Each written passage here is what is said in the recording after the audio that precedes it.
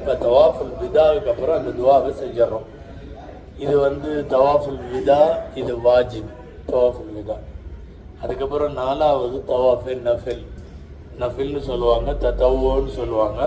என்னென்னா எப்போவெல்லாம் போகிறோமோ அப்போவெல்லாம் நம்ம செஞ்ச தவாஃபு, அந்த தவாஃப் பேர் தவாஃபே நஃபில். இந்த தவாஃபே நஃபில் தான் நாம் இப்போது தொழுகைக்கு போகிறப்போலாம் பண்ணிகிட்டு இருந்தோமல்ல, இதெல்லாம் தவாஃபே நஃபிலில் தான் சேரும். 7 சுற்று 2 ரக்காத். நேற்று கூட யாரோ கேட்டாங்க, ஒன்றா 14 ரவுண்டு முடிச்சுட்டு 2+2 அப்படி தொழுதுக்கலாமான்னு கேட்டாங்க. அதெல்லாம் அனுமதி இல்லை. 7 முடிச்சிடணும், 2 ரக்காத் தொழுகணும். 7 முடிக்கணும், 2 ரக்காத் தொழுகணும். ஒன்றா நம்ம வெளியே போயிட்டு வர்றதுக்கு சிரமமாக இருக்குதுங்கிறதுனால அப்படி பண்ண முடியாது. இதெல்லாம் தவாஃபுன் நஃபில். இந்த 4வது வகையான தவாஃபுன் நஃபில் தான் மர்ஹூம்களுக்கு, உயிரோடு உள்ளவங்களுக்கு. இப்போ உதாரணமாக நான் என் மகனுக்கு, என் மகளுக்கு, என்னுடைய மனைவிக்கு, மர்ஹூமான என்னுடைய அப்பா அம்மா இப்படியெல்லாம் செய்கிறோமில்ல, இதெல்லாம் இந்த தவாஃபே நஃபிலில் சேரும். இப்போ இந்த மாதிரி 4 டைப்பான தவாஃபுகள் இருக்குது. இந்த தவாஃபுகள் செய்யும்போது ரசூல் ஸல்லல்லாஹு அலைஹி வஸல்லம் தவாஃபுக்கு ஆரம்பித்தப்போ இதெல்லாம் செஞ்சாங்க. தவாஃப் உலகத்தில் இங்கே மட்டும்தான் செய்ய முடியும், வேறு எங்கேயும் செய்ய முடியாது.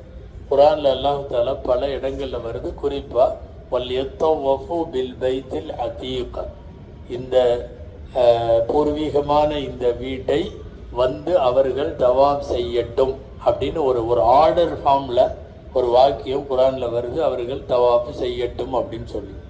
ரசூலுல்லாஹ்வுடைய ஹதீஸில் தவாஃபை பற்றி என்னவெல்லாம் சொல்லியிருக்காங்க அப்படின்னு பார்த்தா 2 விஷயம் ரொம்ப முக்கியம்.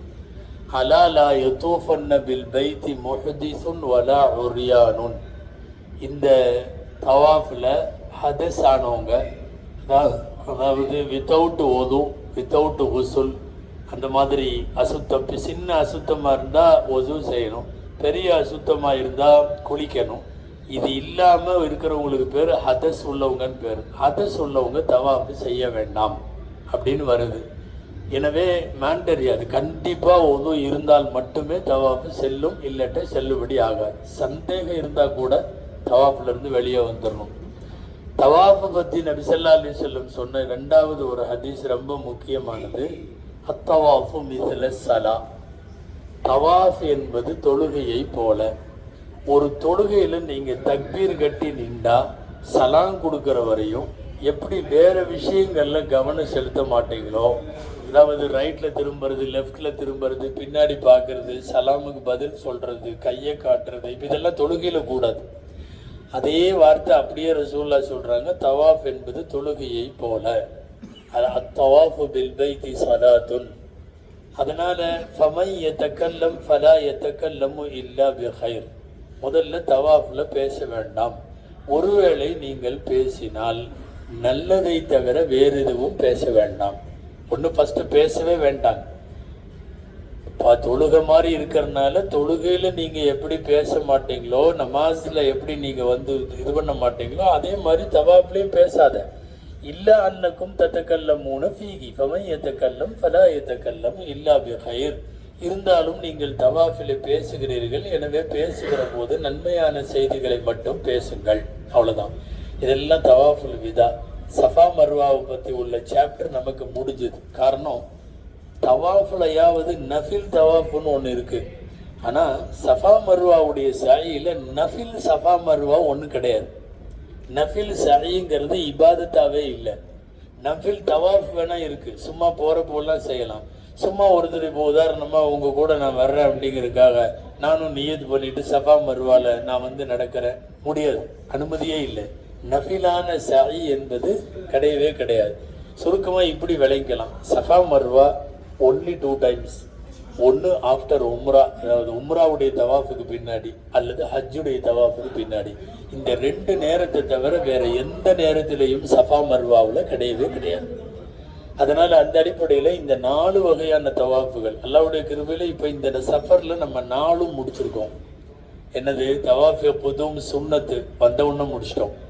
தவாஃபே ஜியாரா அது செகண்ட் டே நம்ம முடிச்சிட்டோம் நைட்டு.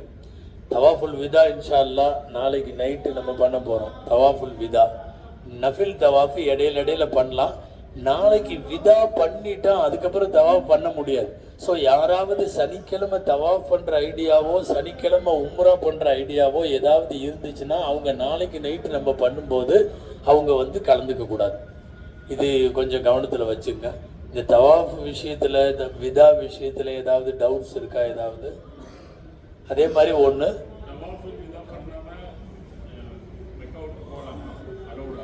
பெண்களுக்கு மட்டும் நாபாக்கா இருக்கும்போது அலோடு, நம்மளுக்கெல்லாம் அலோடு இல்லை.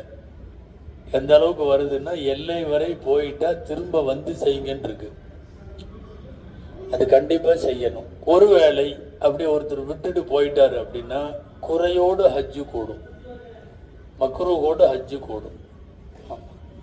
அதாவது வீட்டில் வந்து விருந்தாளியாக இருந்துட்டு வீட்டுக்கார்ட்ட போயிட்டு வரேன்னு சொல்லாமல் அப்படியே போய் பஸ் ஏறி போயிடுறது, இது அந்த மாதிரி உள்ளது. இது வந்து தவறான ஒரு விஷயம். இங்கே வந்திருக்கோம், நம்ம வீட்டுக்கு வந்த விருந்தாளி நம்ம வீட்டில் தான் தங்கியிருக்காரு, 10 நாள் சாப்பிட்ருக்காரு, எல்லாம் பண்ணியிருக்காரு. திடீர்னு பஸ் ஸ்டாண்டுக்கு போனேன் அப்படி நான் போயிட்டு வரேன் அப்படின்ட்டு போயிட்டாருன்னா அது வந்து சரி கிடையாது. அதனால இது தவாஃபுல் விதாவுக்கு பேர் வழி அனுப்பும் தவாஃபு, விடை பெறும் தவாஃபு அர்த்தம். டாட்டா சொல்லிட்டு போகிறது அப்படிங்கிற மாதிரி அர்த்தம். இதில் சில பேர்லாம் பார்த்தீங்கன்னா, குறிப்பாக ஈரானிய ஹாஜிகள் இவங்கெல்லாம் பார்த்தீங்கன்னா அந்த 2 ரக்காத் தொழுது முடிச்சுட்டு பேக்லேயே வருவாங்க.